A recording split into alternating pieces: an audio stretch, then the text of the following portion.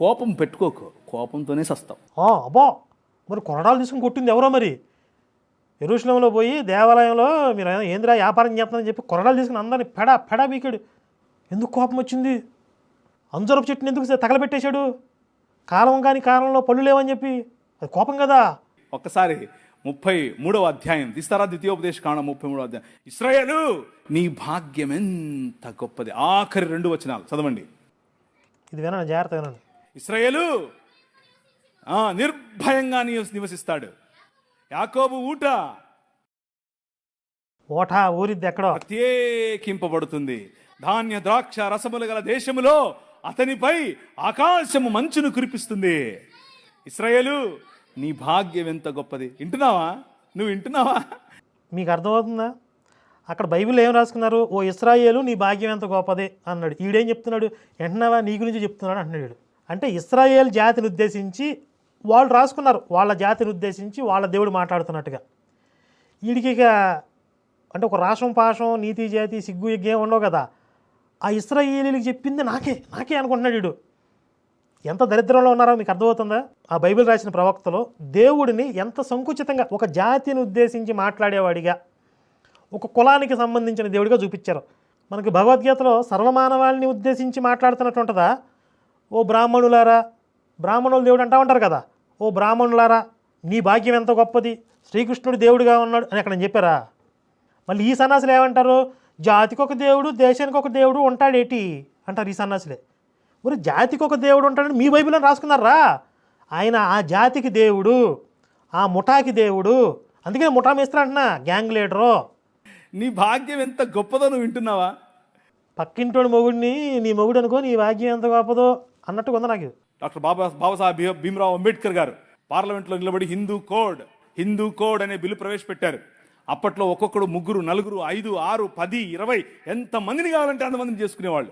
వీడి పాసినోటికి అదుపు ఉండదండి, ఎన్ని అబద్ధాలని చెప్పుకుంటూ పోతాడు.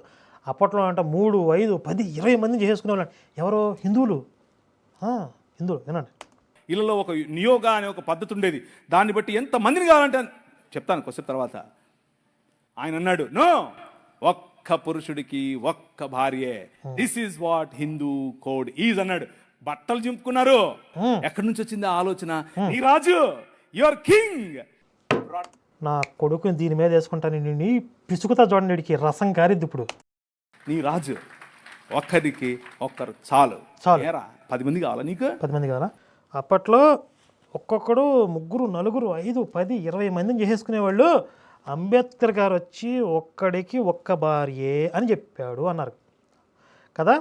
మనకి స్వతంత్రం వచ్చింది 1947లో, రాజ్యాంగం అమల్లోకి వచ్చింది 1950 జనవరి 26. అంటే 1950కి పూర్వం మన తాత ముత్తాతలు అందరూ కూడా ఒక్కొక్కరు 3, 4, 5, 10 మంది 20 మందిని చేసేసుకున్నారా? ఇప్పుడు ఈ వీడియో చూస్తున్న మీరందరూ కూడా మీ తాతలు ఎంతమందిని చేసుకున్నారు చెప్పండి. మీ తాత వాళ్ళ ఫాదర్ ముత్తాత గురించి కూడా మీకు ఇన్ఫర్మేషన్ తెలిసి ఉండొచ్చు బహుశా. మీ ముత్తాతలు ఎంతమందిని చేసుకున్నారు చెప్పండి. ఒక్కొక్కరు 3, 4, 5, 10 మంది 20 మందిని చేసుకున్నారా స్వతంత్రానికి పూర్వం? ఈ మున్నాగోడికి ఏం చెప్తున్నాడు వీడు? అంతమందిని విచ్చలుడిగా చేసేసుకోండి అంటే అంబేద్కర్ వచ్చి హిందూ కోడ్ బిల్ అని పెట్టాడంట. మళ్ళీ ఆ ఐడియా కూడా బైబిల్ నుంచి వచ్చిందంట. ఒకవేళ నిజంగా అదే నిజమైతే బైబిల్ కోడ్ అని పెట్టాలి కదా, హిందూ కోడ్ అని ఎందుకు పెట్టాడు? బైబిల్ కోడ్, బైబిల్ ఎలా చెప్తుంది అని చెప్పాలి కదా. బైబిల్లో చెప్పారంట, ఎరా నీకు 3, 4 కావాలా, ఒకళ్ళు సరిపోరా అని బైబిల్ దేవుడు చెప్పాడంట. అసలు బైబిల్ దేవుడు ఎలా చెప్తాడు ఒకసారి చూడండి. 2 సమూయేలు 12వ అధ్యాయంలో 7వ వచనంలో, నాతాను దావీదును చూసి, ఆ మనుష్యుడు నీవే, ఇశ్రాయేలు దేవుడని యెహోవా సెలవిస్తున్నదేమనగా, ఇశ్రాయేలు మీద నేను నిన్ను రాజుగా పట్టాభిషేకం చేసి సౌలు చేతిలో నుండి నిన్ను విడిపించి నీ యజమానుని నగరిని నీకు అనుగ్రహించి నీ యజమానుని స్త్రీలను నీ కౌగిట చేర్చి ఇశ్రాయేలు వారిని యోధా వారిని నీకు అప్పగించితిని. సౌలు చేతిలోని మొత్తం రాజ్యం తీసుకుని వాడి సిటీని, ఆ నగరాన్ని నీకు అప్పగించాను. తర్వాత నీ యజమానుని స్త్రీలను కూడా, అతడి భార్యలను కావచ్చు, కూతురులను కావచ్చు, ఎవరైనా కావచ్చు, ఆ ఇంట్లో ఉన్న స్త్రీలను కూడా నీ కౌగిట చేర్చాను, నీ పక్క మీద పడుకోబెట్టాను. ఇది చాలదని నీవు అనుకుని ఎడలా, ఇవి సరిపోవు నాకు, ఈ స్త్రీలు నాకు సరిపోరు, ఈ రాజ్యం నాకు సరిపోదు అని నువ్వు అనుకుంటే నేను మరి ఎక్కువగా నీకు ఇచ్చి ఉందును, ఇంకొంతమంది స్త్రీలను పడుకోబెట్టేవాడు నీ పక్కన అని బైబిల్ దేవుడు చెప్తున్నాడు. ఇప్పుడు ఈ పగడాలగడ ఏమంటున్నాడు? ఎరా నీకు ఒకటి సరిపోదా, ముగ్గురు నలుగురు కావాలా అంటాడంట వీళ్ళ దేవుడు. ఇక్కడేమంటున్నాడు, నీకు ఎంతమంది స్త్రీలను ఇచ్చా కదరా, వీళ్ళు సరిపోకపోతే చెప్పు, ఇంకా తీసుకొస్తా, ఇంకా పడుకోబెడతా, నీకు పక్కలేస్తా అని చెప్తున్నాడు. ఒరే పగడాల నా బట్ట, నీ దేవుడు ఏమంటున్నాడు రా, నువ్వేం చెప్తున్నావు, నీకు సరిపోకపోతే ఇంకా సప్లై చేస్తానంటున్నాడు. ఎరా సరిపోదా నీకు అని అడుగుతాడు మా దేవుడు, అని నువ్వు అబద్ధాలు చెప్తున్నావు. బైబిల్లో ఉన్నదేంటి, నువ్వు చెప్పేదేంట్రా? సరే పాత నిబంధన అంటారు, అది కొట్టేయబడింది అంటారు, అది పనికిరాంది అంటారు, సంఘలో పెట్టుకుని తిరుగుతారు. పక్కన పెట్టండి. పాత నిబంధనలు మీ దేవుడు అనాగరికుడు, ఆయనకి అసలు ఇక జ్ఞానం లేదు, నాగరికత లేదు.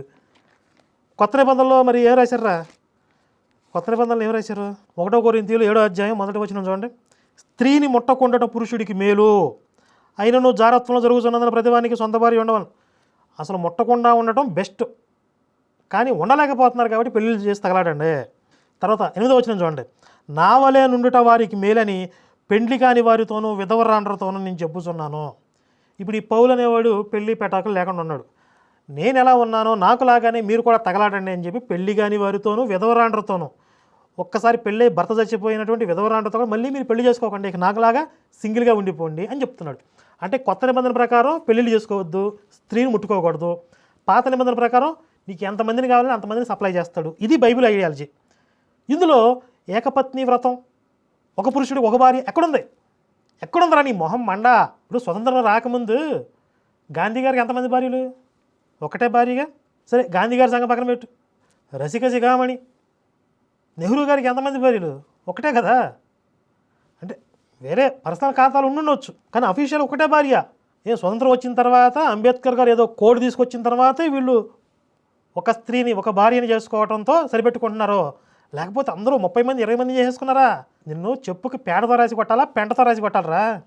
హిందుత్వంలోనే కాదు, ఇస్లాంలో చూడండి, మీ స్క్రీన్ పైన కనిపిస్తుంది. ఏమంటున్నారు? ఖురాన్ 36:55 నుంచి 58 వరకు, ఖురాన్ 37వ అధ్యాయం 48 నుంచి 49 వరకు, ఖురాన్ 38వ అధ్యాయం 49 నుంచి 54 వరకు, ఖురాన్ 44వ అధ్యాయం 51 నుంచి 57 వరకు, women are deemed to be న్యూనతా స్వభావం, పురుషుల కంటే తక్కువ వారు, పురుషుల కంటే నీచులు. ఒకడేమో నీచయోని నుంచి పుట్టాడంటాడు. ఖురాన్ గురించి చెప్తున్నాడు. దీనికి నేను కౌంటర్ ఇవ్వాల్సిన అవసరం లేదు. ఎవరైనా ముస్లిం సోదరులు, ముస్లిం స్కాలర్సు దీన్ని చూసి వీడికి బుద్ధి చెప్పాలి, లేకపోతే అక్కడ ఉన్నది అబద్ధం చెప్పాడు కాబట్టి సత్యాన్ని వివరించాలి అని మీకు అనిపిస్తే మీరు స్పందించండి. లేకపోతే అదే ఉంటే కనుక ఒప్పుకుంటే ఒప్పుకోండి, నా సంబంధం లేదు. ప్లే చేస్తాను. కానీ వీడు ఏం మాట్లాడాడు, ఖురాన్లో ఉన్న విషయం గురించి ఏం మాట్లాడాడు అని ప్లే చేస్తాను. ఒకడేమో పురుషుల కంటే తక్కువ అంటాడు.